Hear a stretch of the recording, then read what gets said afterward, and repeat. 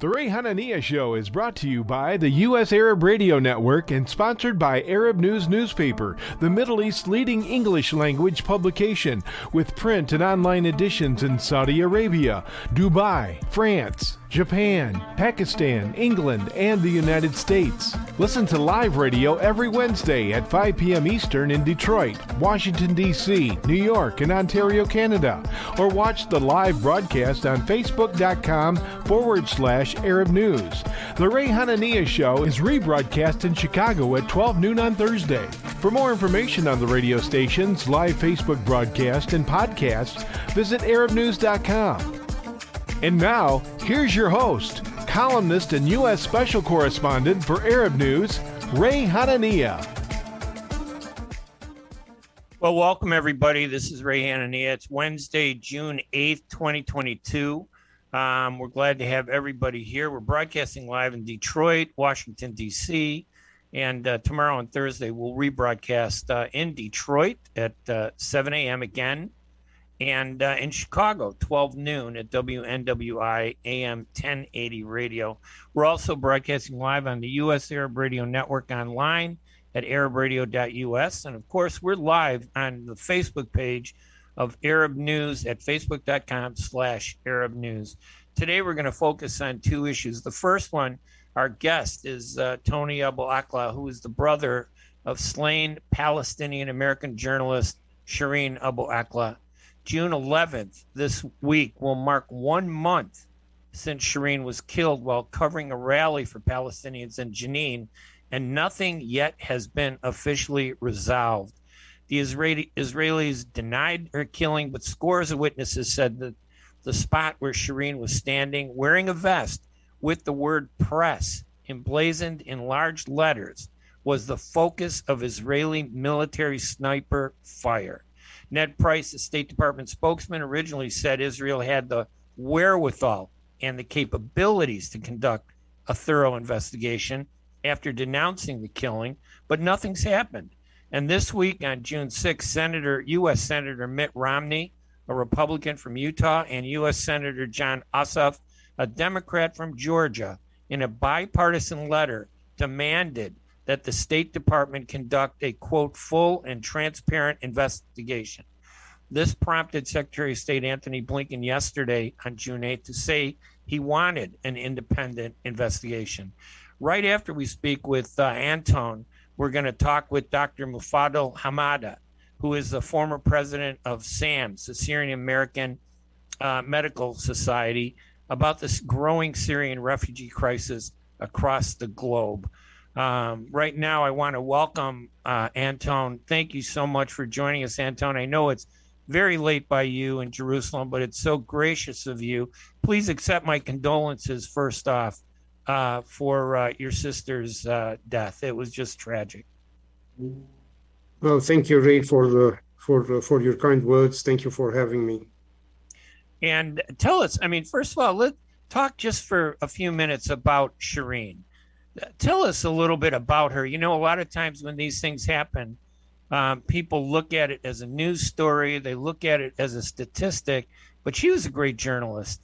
She was a sister, family member. She's an American citizen, which to me is just outrageous that this would happen to her.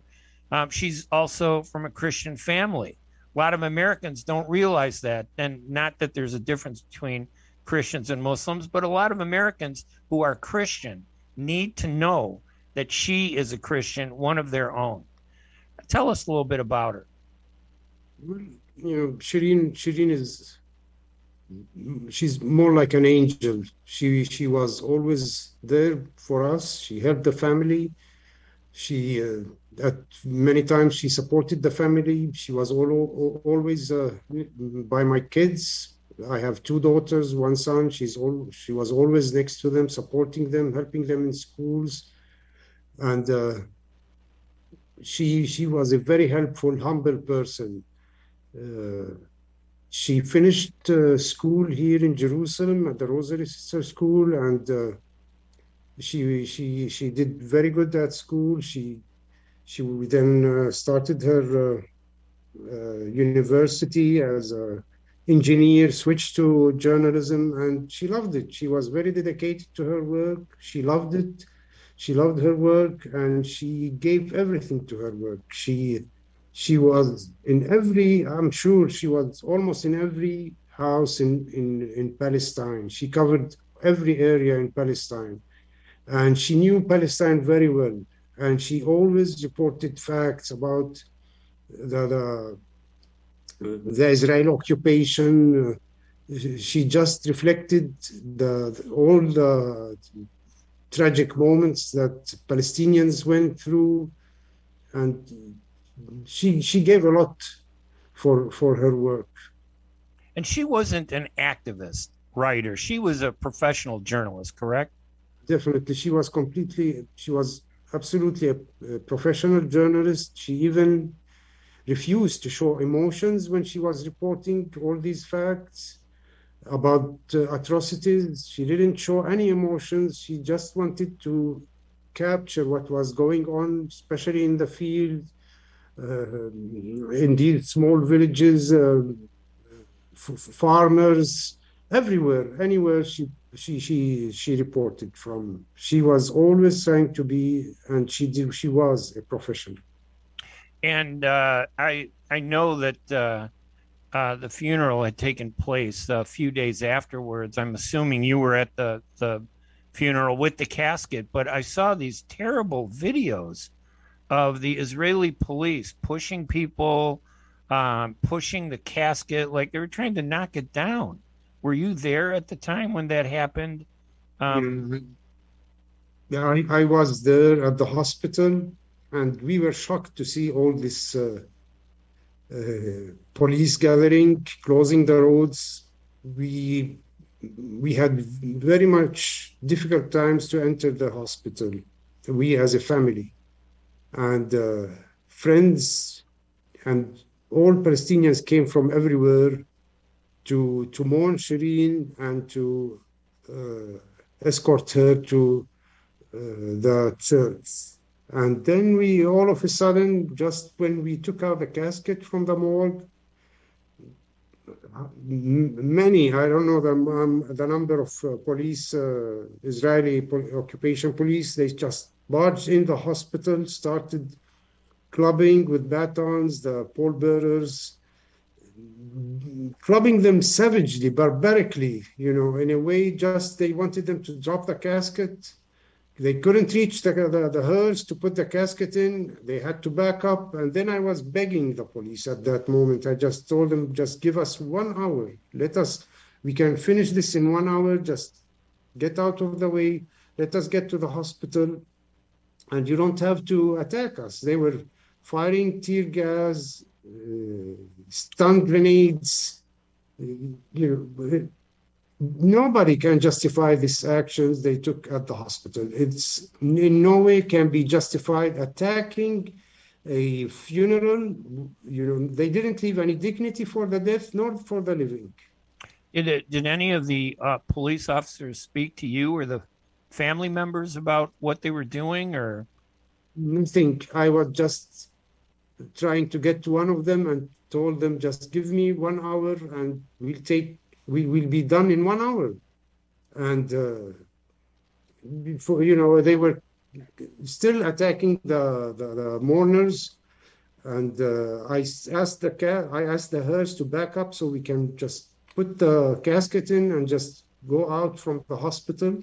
And that's what we did. It was like sneaking out in a way just to get the casket out. I couldn't even make it with inside the hearse. I was half an hour late to the church to attend her funeral. Where did they have the service? Which church did they have it at? It's the Roman Catholic Malachite Church in Old City, Jaffa Gate.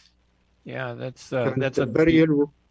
Yeah, the burial was at the Greek Orthodox Cemetery. Also, it's a walking distance, like 200 meters from the church on Mount Zion.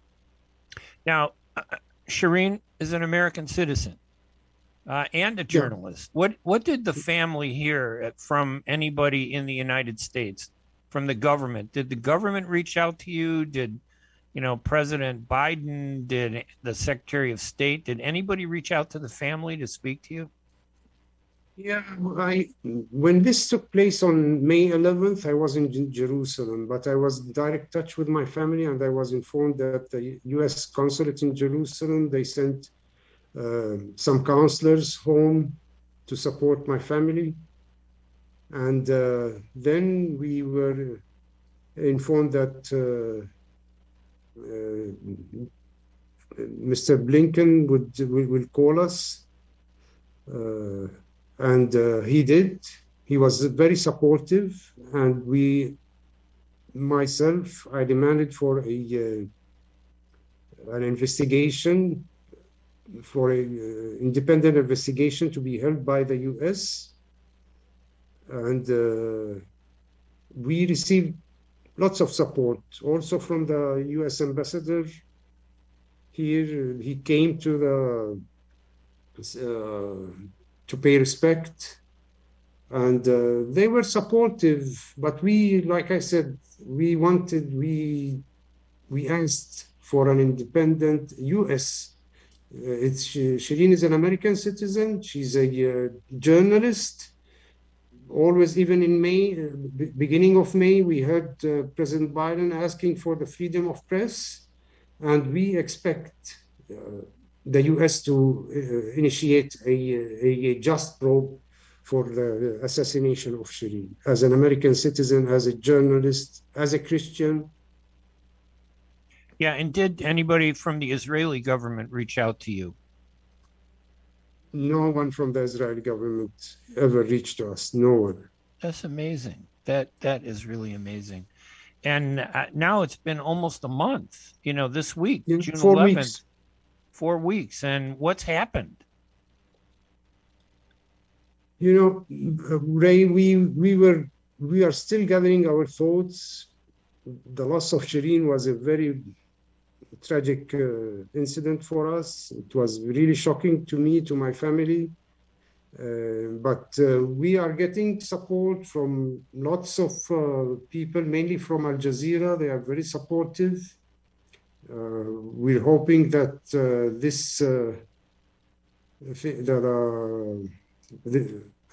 ICC will accept and proceed with the case. Did you request it, or did family members request that the ICC investigate this? We, together with Al Jazeera, we agreed on this. This is the best way. We have no hope or no expectation from the Israeli government to come up with anything. Unfortunately, Shireen is not the first American assassinated here in Palestine. There is also Rachel Corrie. There is another UK journalist who was killed in Gaza in 2002, Miller. And there is also another Italian who was killed in Ramallah, Rafael Cirello, by the occupation. And unfortunately, it's going on, and there should be an end to this. The US should take a full responsibility to end this. This should not happen again. We hope that there will be a firm stand, not only by the US, but also by the international community, to put an end and to have whoever is responsible for Shireen's assassination to be held accountable and brought to justice. All right, and just so you know, I reached out to the Israelis to see afterwards if I could get them to comment, and I got no response whatsoever from them. I'm going to try, because I think they need to answer for what happened. This is an American journalist, an American citizen, and a lot of people in the United States, the media kind of presented it, but not in a big way, because whenever it's Arab, they seem to kind of suppress it a little bit. But little by little, word is getting out that an American was killed, and it seems like more and more Americans are upset by that. Have you sensed any feelings about the Western media, the way they covered it? I know there aren't many journalists out there that, report on these things, but were you satisfied with the way it was reported in the Western media? We were really shocked. The assassination of Shireen was shocking to us, but when we saw some of the reports that came out from the mainstream and from Western media, it was really shocking how they tried to flip facts, saying dies at age 52, death of Shireen. This is really sad to hear. Shireen is a journalist, a colleague for these people in the media, and the least they could do is stand by her. Today is Shireen, tomorrow it might be you. The occupation here doesn't care if you are an American or unfortunately Italian or European or whatever. They'll just shoot you bluntly, targeting you.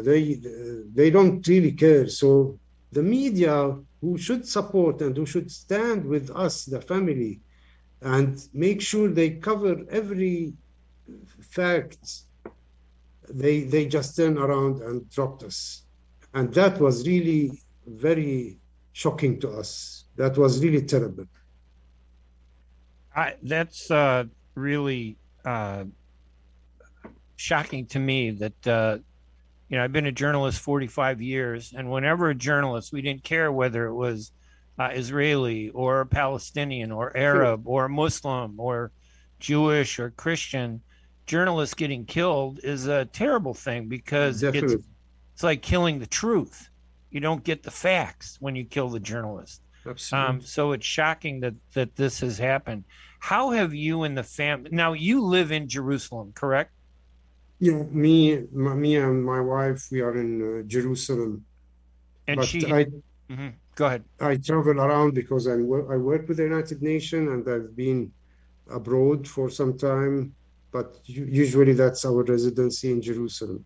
What is life like there for you as a Palestinian? Are you an American also? Do you have American citizenship? Yeah, I am. And I can tell you, Ray, it's not easy. Going through all these checkpoints, it's a big hassle. They can just put a checkpoint anywhere they want. Even one person in a motorbike can block the whole street, ruins your day, ruins even anything. You can't do anything just because one so-called occupation police officer decides to block the street, and you're stuck forever there. Not mentioning the taxes imposed on us, unable to get a permit to build the house. Many Palestinians get their house demolished because they couldn't get a license, and they need to live. They need to build something for them, for their family to live in. It's living in Jerusalem, as much as we love Jerusalem, it's so beautiful, but it's still a big hassle just because there is an occupation here. And, so often here in the United States, again, because the United States is a quote unquote Christian country, we hear the Israelis say, oh, the Christians, they support Israel, they support the government, and they're not mistreated, they're not discriminated against. But it sounds like you are. We definitely are. We can hardly, for the last maybe 10, 12 years, I couldn't get to the Holy Sepulchre during the Holy Saturday or Great Friday. We couldn't get to the churches because of the checkpoints they impose, the closures they impose on the old city. It's completely off limits for Palestinians, and we can't reach any church. It's a real occupation, Ray. Unfortunately, this is probably the last occupation here on earth, and we saw what they did at the funeral, the barbaric, savage. They don't respect anyone. If you had a chance to speak with the Prime Minister, Benjamin Netanyahu, what would you tell him?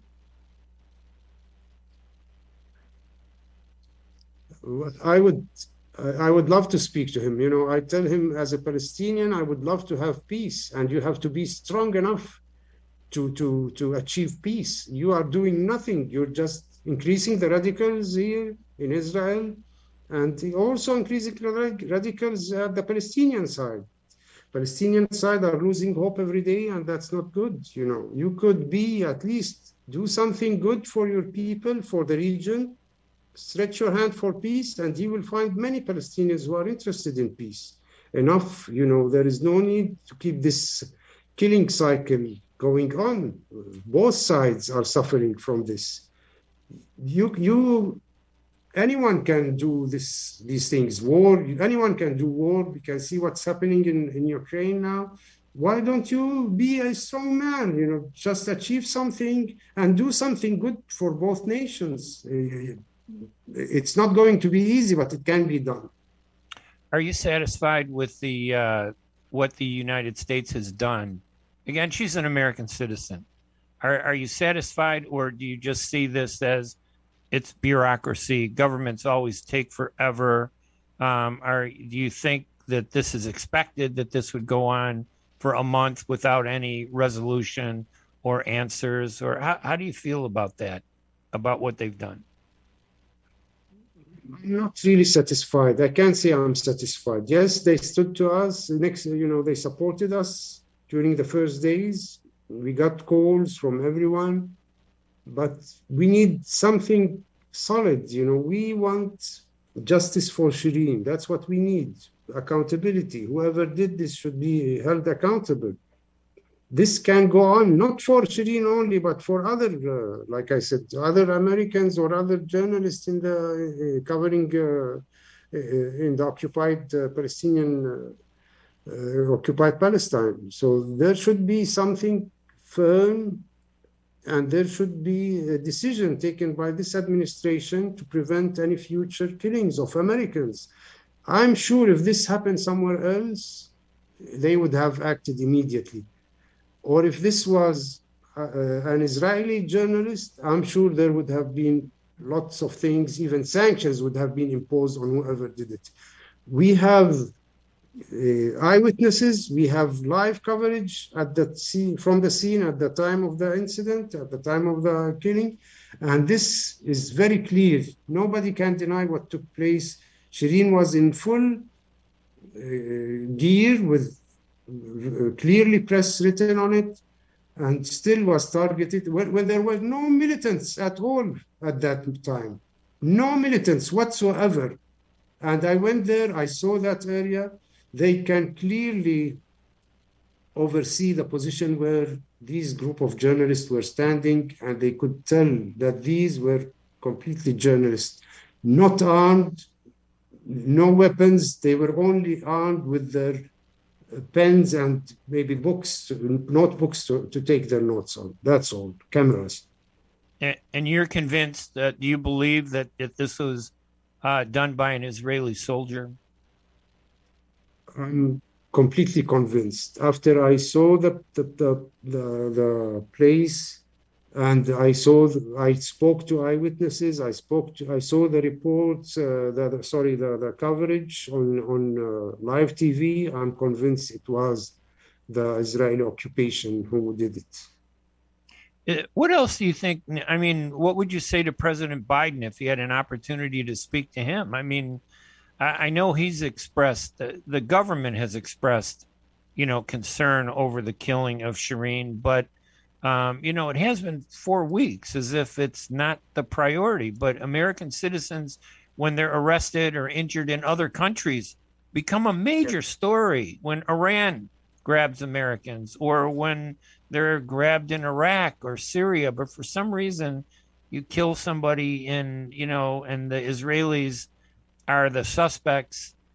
It seems like they're afraid to address it. What would you say to the president if you had a chance to speak to him? I would beg him to stop these double standards. I think Israel should be, or whoever shot and killed Shireen should be held accountable. That's what we need. It's his duty as the U.S. president to protect all Americans in the U.S. and overseas. The United States is the most powerful country in the world, and looking at Americans getting killed while covering stories abroad or reporting from abroad is not acceptable. as the US president, I would urge him to take immediate actions. You know, Israel gets the most aid from more than any other country. And I'm sure if this was any other country, they would have sanctioned it until someone is held accountable and brought to justice. That's the least he could do. We need justice for Shireen. Simple. Now, a lot of Americans will be watching this, and many people in the Middle East, broadcast on the U.S. Arab Radio Network, in the Middle East, here in the United States, on Arab News Facebook page at facebook.com/Arab News. So there are a lot of people in the Middle East. What do you say to them about what happened? What would you say to the public and to them, the Arabs and to Americans? First of all, I would like to thank all the Arab world for all the condolences and the sympathies they sent to us. It was really helpful. For the Americans, I urge them, we are trying as Shireen's family to reach the most American populace and to tell them that Shireen was just doing her job when she was shot, when she was assassinated. Shireen is a professional journalist, has been reporting from Palestine for the last 25 years, and she deserves to have a just and to have someone accountable for her killing.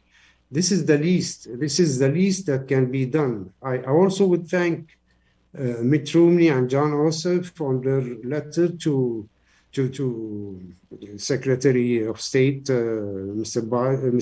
Blinken, and I hope we'll get to hear back from Mr. Blinken before the 30 days that something solid will be taken to hold whoever is accountable for her killing. I know we only have a couple more minutes, but and again, I want to thank you for joining us. And I know this is difficult because you're talking about somebody that you knew for so many years as a part of your family. It becomes a big news story rather than a personal tragedy. I don't know how I would deal with a tragedy like that and also have to deal with the media and the world and all the political aspects of this. So I give you a lot of credit, and I'm sure everybody wants to express their condolences to you. That finally, we're coming up to the 40-day, and commemoration of her death. Is there anything planned for her right now? Yeah, we are having a ceremony on the 40th day in Jerusalem. It's also a Roman Catholic church here next to where we live in Beit Hanina. And this is, as a Christian thing, we usually do this on the 40th day. So yeah, we have planned this for friends, for family, for anyone who would like to participate. It's in Beit Hanina, Roman Catholic Church. Yeah, my family is from that area, and we always like to call it Beit Hananiah. So, and my cousin, if you go to the Church of the Nativity, Father Samur is related to me, and I just know that so many Palestinians were just shocked by this. Did you get any response from the Palestinian members of the Israeli Knesset, like Ahmed Tibi and those members? They were very supportive. Ahmed Tibi, Osama Saadi, they were always with us. Even when the Israeli police, pulled me out of asked me to go to the police station, they came with me and they were always next to me, next to my family. Really, this is really much appreciated from them, what they did. All right, Anton, any final thoughts before we thank you for joining us this afternoon, Chicago time, early morning your time? Yeah, thank you, Ray, for having me again. And really, I really again would urge all the American people to stand by Shireen and ask for justice. That's what we want. We don't want anything more. We need justice for Shireen. All right. My guest, Anton Tony AbuAkleh, the brother of slain Palestinian American journalist Shireen AbuAkleh. May 11th. It will be 1 month on June 11th when that happened, and there has been no resolution. Not even a form. I don't know if there's even been a formal investigation yet. Has there? Have you been notified of any formal investigation that's taken place? Only from the Palestinian side, nothing from the Israeli side. We don't expect much from them, but only from the Palestinian side, they did the needed investigation. And nothing from the U.S. side yet? Nothing, unfortunately, nothing. All right. Anton, listen, thank you again. Please accept the condolences of many people from around the world to your family, and bless you, and we will talk to you again. Thank you, Ray. Thank you very much. You're welcome. Bye. Bye. That was Anton Tony AbuAkleh, the brother of slain Palestinian American journalist Shireen AbuAkleh. We are going to take a quick break. When we come back, we are going to talk about our second topic, the crisis involving Syrian refugees, with Dr. Mufaddal Hamada, who's the former president of SAMS, the Syrian American Medical Society, about what the status is, not just for Syrian refugees, but refugees across the Middle East and the world. I'm Ray Hanania. We're going to take a break. We'll be right back right after these messages. ArabNews.com, bringing you breaking news from across the Middle East and the latest on Arabs in America. Get inside the latest headlines with expert analysis and insights at ArabNews.com. Join over 5 million Facebook fans and over 10 million monthly readers. ArabNews.com, news that matters to you. Live performances, concerts, music festivals, and hot jazz.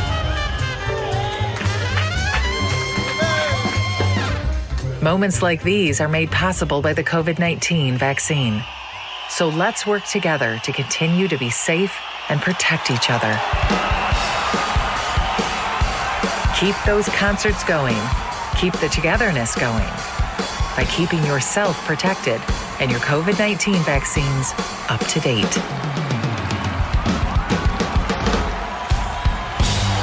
To find your vaccine and learn more, visit michigan.gov/COVID vaccine. A message from the Michigan Department of Health and Human Services.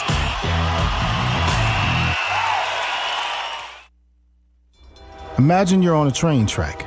Somewhere miles away, a train is headed your way. You can't see it yet, but it's coming. Slowly but surely. If you have prediabetes or you're at risk for type 2 diabetes, you may be on the wrong track, and diabetes could be heading your way. Bit by bit, the danger is getting closer and closer. So should you stay on the track you're on now or move to make a change and reduce your risk?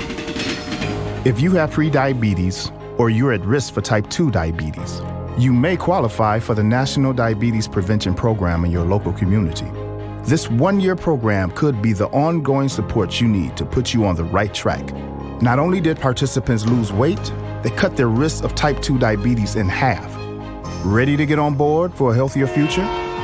Learn more about the National Diabetes Prevention Program and what else you can do to manage and prevent diabetes at michigan.gov/diabetes. A message from the Michigan Department of Health and Human Services. At Top Rehab Physical Therapy Clinic in Dearborn, we provide effective physical therapy sessions in order to limit pain and discomfort. Top Rehab provides physical therapy care for any diagnosis prescribed by a physician, and we regularly see and treat conditions such as stroke, TMJ, fibromyalgia, sciatica, joint pain, and more. We use a variety of pain management methods, including modalities, soft tissue mobilization, and therapeutic exercise. If you're in need of physical rehabilitation or physical therapy, get the highest quality health care at Top Rehab. Most insurance is accepted, and we're open Monday, Wednesday, and Friday 8 to 6, Tuesday and Thursday 8 to 5, and Saturday 10 till 2. Call for an appointment today at 313-846-0555. That's 313-846-0555. Choose Top Rehab Physical Therapy Clinic on Michigan Avenue in Dearborn. Life's too short to be in pain.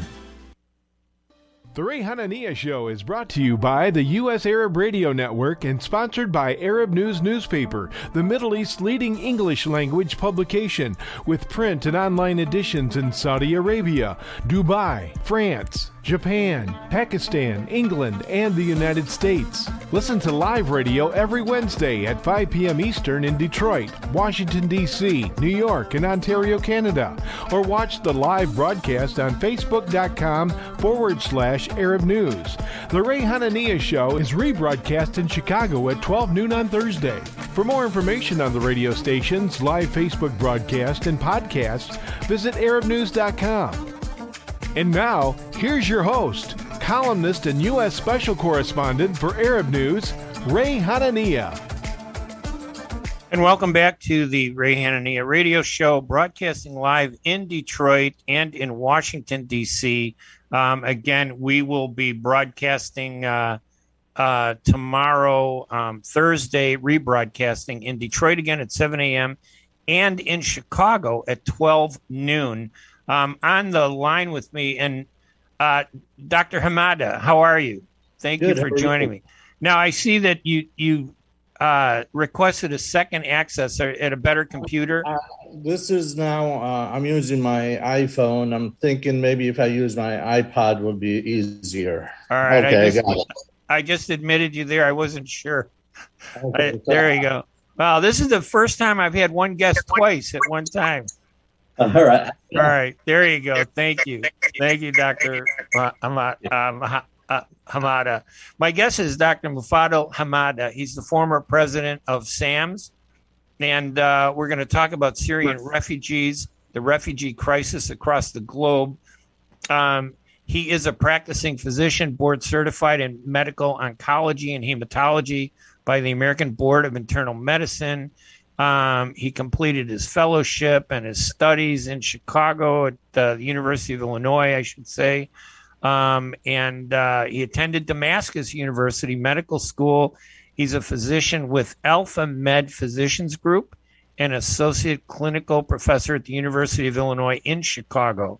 And since 2014, Dr. Hamada has acted as the SAMS, Syrian American Medical Society Midwest Chapter President. He is also a SAMS Foundation board member, a member of SAMS Advocacy Committee, and the SAMS Lebanon Committee. I want to make sure I got your intro there for everybody to know. You have the qualifications, Dr. Hamada. Thank you, son. Thank you very much. And good to see you, Ray. I know you well from Chicago here, and I heard about you and your show and all the good things you do. So it's really an honor for me to talk to you today and talk about a very important subject that you want to bring up today. Yeah, and we have to thank the U.S. Arab Radio Network and the Arab News for making this possible because, as you know, being Arab American in the United States, there's very few Arab American media where we can bring these stories out. There are a few blogs, there are a few newspapers. Only one of them publishes weekly, and then we have 40 other newspapers that publish sometimes once a month. So it's difficult to get the stories out to Americans, which is what we're trying to do. But right now, the story is the first Syrian refugees. What's the status of Syrian refugees? I mean, how serious is their situation? Yeah, so, I mean, honestly, thing that has been lost lately is the fact that Syria's crisis, Syria's tragedy continues to be there. It didn't die away. It's actually getting worse and worse. As you know, since the war in Syria started in 2011, actually Syria was the biggest catastrophe in the world since World War II. What happened in Syria, the humanitarian situation, is basically very, very, very bad and difficult. And actually it's getting worse, not better, even though the hostile activities have diminished significantly over the last 2 years. And generally speaking, in Syria, there's an estimated of over 500,000 people died over the last 10 years. Talking about displacement, there are estimated 5.6 million refugees worldwide, Syrian refugees, mainly mostly in the surrounding countries. But on top of that, there's 6.9 million refugees internally displaced inside Syria. Last year, the number of people that needed assistance inside Syria was estimated to be 14.3 million. Today, that number has increased to about over 16 million people inside Syria that need assistance. So on top of the refugee crisis, on top of displacement, there is an economic collapse, and there is a calamity right now happening in Syria. 70% or more, 75% or more in Syria by the World WHO classifications are now below the poverty level. I was going to say, have the Syrian refugees been forgotten? Is that with all the different things happening in the world now? And yes, and I think it is a good opportunity now to remind people of the Syrian plight, the Syrian suffering, as we witness the same thing happening again and again in Ukraine. So, yeah, it's a good thing to tell them is, listen, Ukraine is going through very bad times, and this is what happened in Ukraine happened before in Syria, and probably worse. The same tactics used to displace people in Syria are being now used in Ukraine by the same perpetrators. So it is a good opportunity for us to remind people of what happened in Syria as they see what happened in Ukraine unfolding right in front of them. And the tragedy about Syria and the Syrian refugees is it just didn't happen in a vacuum. It just didn't happen in an age where there were no social media, no film. Everything that happened was documented. Everything that happened was unfolding right in front of our eyes. But the international community chose to turn a blind eye to what happened in Syria. We chose not to act swiftly. We chose not to hold the people who did this accountable. And we chose to be deaf to the screams of the innocent women and children in Syria. And so what happens in Ukraine is a natural progression, is what happens, as Einstein said once, is the world will not be destroyed by the people who do evil, but the people who watch them do it and say nothing. So I think what happens in Ukraine and what happens down the line is a very natural thing. We warned about it before many times in my speeches and my lectures about the situation in Syria. I warned that listen, if we don't act, if we don't take responsibility, this is going to happen again, and will happen again and again and again, because without accountability, there's no one stopping the bad guys. You mentioned that there were 5.6 million Syrian refugees in the region, correct? Right. And then is that an additional 6.9 million refugees displaced inside Syria that have been? Correct. So Correct. we're talking really almost about 12.5 million refugees in Syria, because if you're displaced, you're basically a refugee, correct? It's not just like it's different, but half of the populations in Syria are displaced now.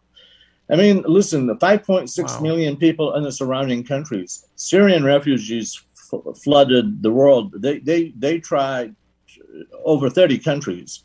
Most of them, the vast majority, are in the surrounding countries, mainly Lebanon, Turkey, and Jordan. The vast majority are in Turkey. But don't remember also, there is an estimated, anywhere like between 800 to 1 million refugees that were accepted in Germany.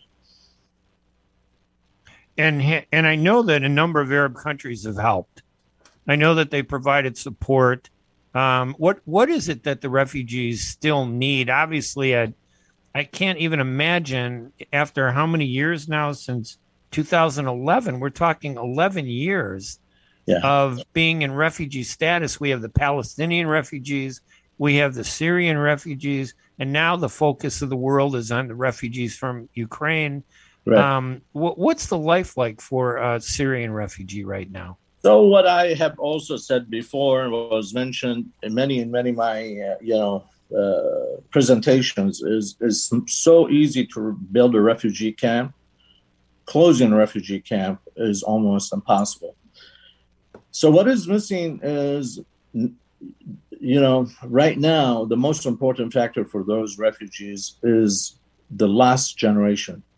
When I used to go to Lebanon in early 2013, I used to go to refugee camps. I would see young kids, few kids here and there, and those are kids that came with their parents, and mostly women. By the way, most of the refugees in the world are women, held by women, and the population of most of refugees, 2/3 of them are women and children. More than 2/3 of them are women and children. Wow. So the thing is, when I go 10 years later to refugees, I see those camps are filled with children, and those are aged between 1 and 10 years old. Most of these kids don't go to school. Most of them haven't been to school or haven't had a chance to have a normal life. They're prisoners in their camps. They don't have an opportunity to learn. They don't have an opportunity to interact with the host community. They don't have an opportunity to be able to learn a vocation or a job. And by the end of the day, we call those the last generation. And what is really sad, Ray, is every time I go, I try to interact with these kids, whether inside Syria, as a matter of fact, or in the refugee camps. And I always like to ask them all the time is, what do you want to do when you grow up? And you know what the most common answer I get is nothing. That's the most common answer I get. I will be nothing. And that's really the saddest part of all this refugee crisis, is the fact that we have a huge lost generation now that is going to be way, way behind, and it's going to be burden on the society for a long, long time. In addition to that, I think in the Syrian war, the Syrian plight and everything that happened to the Syrian people, women have suffered the most. Women are the biggest victim because they bear the responsibility, most of the responsibility for bringing up those kids. They are the ones that are most neglected and abused and forgotten. And what happens is many men go to work, or they go to war, or they die, they go to heaven. But the rest of suffering is left on many of those women who are at a major disadvantage in terms of, having their rights, their health care, and their education compared to men. And Dr. Hamad, tell us a little bit about what SAMS can do. What do you do? I mean, I can't imagine one organization helping 12 million refugees, and mostly, as you say, more than 2/3 are women and children. The enormous challenge and need, I couldn't even imagine it. What can SAMS do, and what do you try to do? So SAMS is the Syrian American Medical Society. It is basically started as a social organization mainly in 1998, where Syrian American doctors get together, and sometimes they go back to Syria, they give lectures, they try to help with the education system inside Syria. But when the war started in Syria, we said we can't sit by and do nothing. We're going to try to help the Syrian people.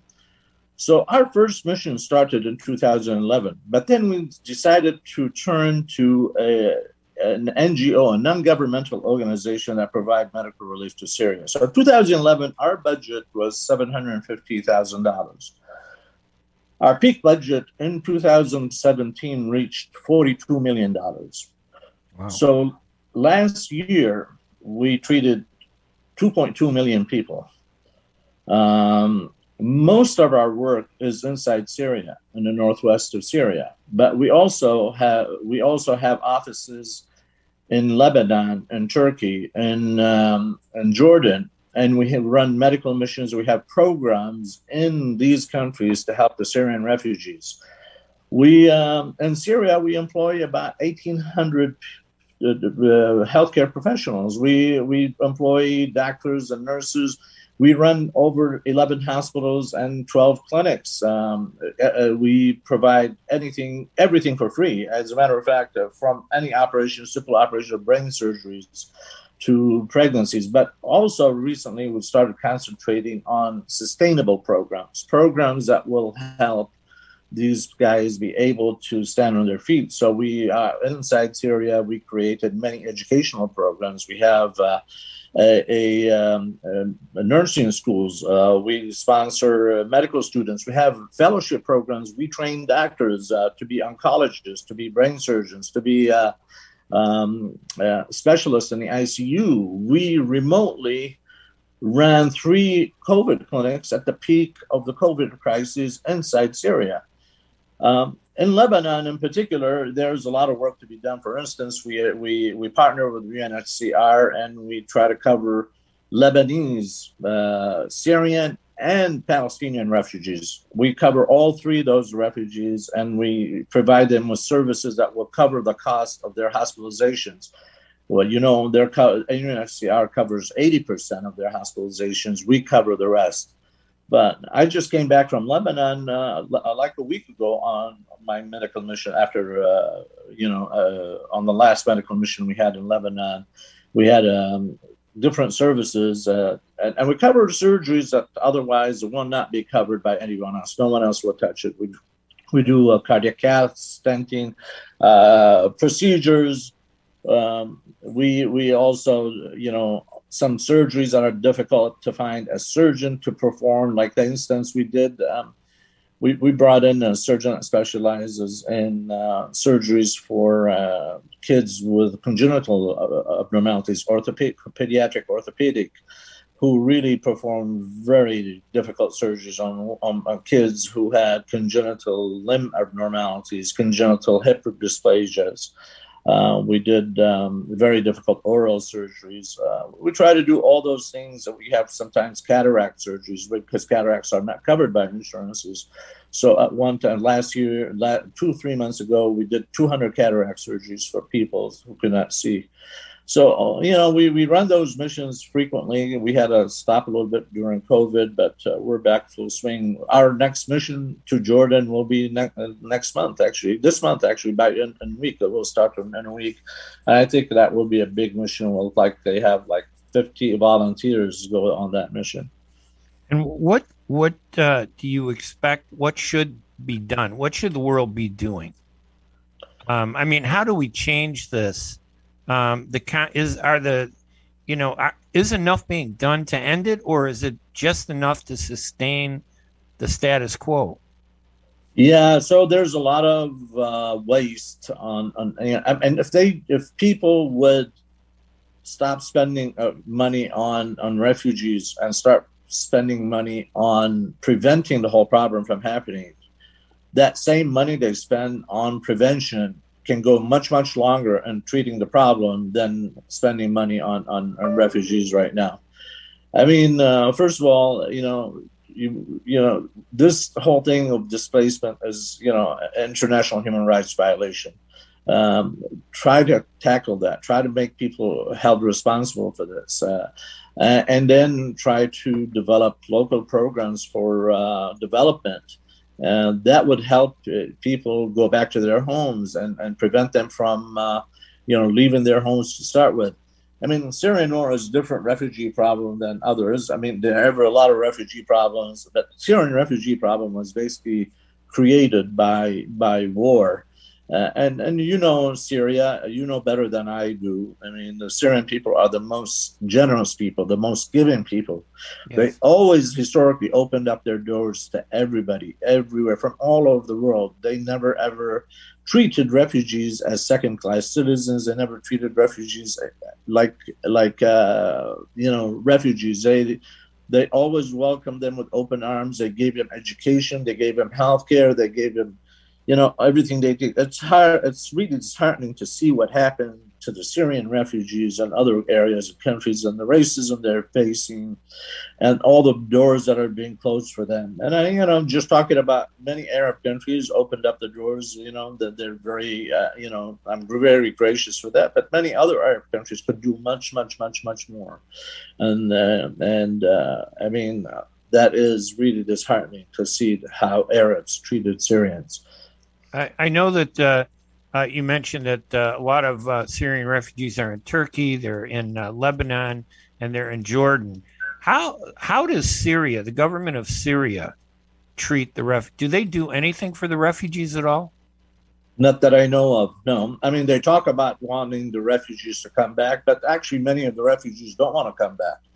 There are so many reasons why they left the country, and those conditions are not being met yet. So most of those have their home is totally destroyed.